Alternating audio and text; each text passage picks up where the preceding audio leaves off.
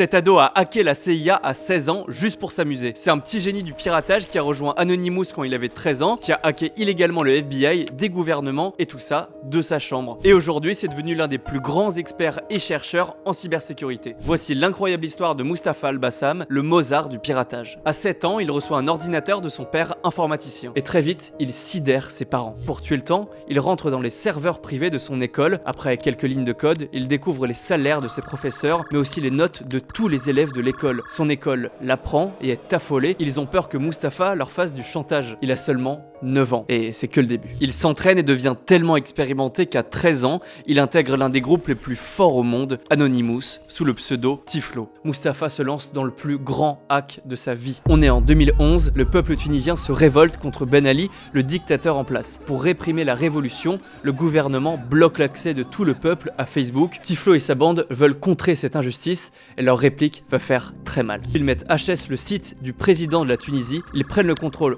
d'autres sites pour remplacer son contenu par des renseignements, comment contourner la censure d'internet et comment organiser la révolte. Et quelques mois plus tard, Ben Ali quitte la présidence et fuit le pays vers la Syrie. L'opération Révolution est réussie, Mustapha a à peine 15 ans. Tiflo, là il est ado, il quitte Anonymous et crée avec d'autres membres le groupe LOLSEC, la contraction de LOL et de sécurité. Pour le fun, il hack des multinationales ultra sécurisées pour leur montrer à quel point leur sécurité est pourrie. Sony, Fox, Nintendo, le Sénat américain. Mustapha surfe sur le monde du piratage, rien ne lui résiste. Il se tourne alors vers la plus grosse cible de sa vie, la CIA. Pour se marrer, mais aussi pour dénoncer la surveillance des services secrets, il lance une attaque. Mustapha crée donc une armée de bots.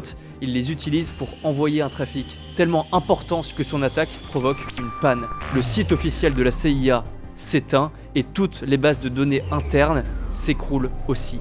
À 16 ans, Mustapha a mis à genoux l'une des institutions les plus sécurisées au monde. Il devient une légende du piratage. Malheureusement, son sort est déjà scellé. Quelques mois plus tard, Mustapha est arrêté. Il est condamné à 20 mois de prison avec sursis et à 320 heures de travaux d'intérêt généraux. Quelques années après avoir purgé sa peine, il se remet dans le droit chemin. Hacking into large organizations, do you feel any remorse? Il décroche un doctorat en informatique. À sa sortie, il crée l'entreprise Chainspace, un projet de blockchain nouvelle génération. L'entreprise est tellement innovante qu'elle a été rachetée par Facebook en 2019. Et aujourd'hui, il est multimillionnaire et après avoir passé des années de 13 à 16 ans à pirater illégalement des multinationales mais aussi des gouvernements, il les aide maintenant à se protéger des attaques extérieures et des hackers malveillants. Un parcours hors norme pour ce petit génie passionné d'informatique, devenu l'un des plus grands hackers que le monde ait connu.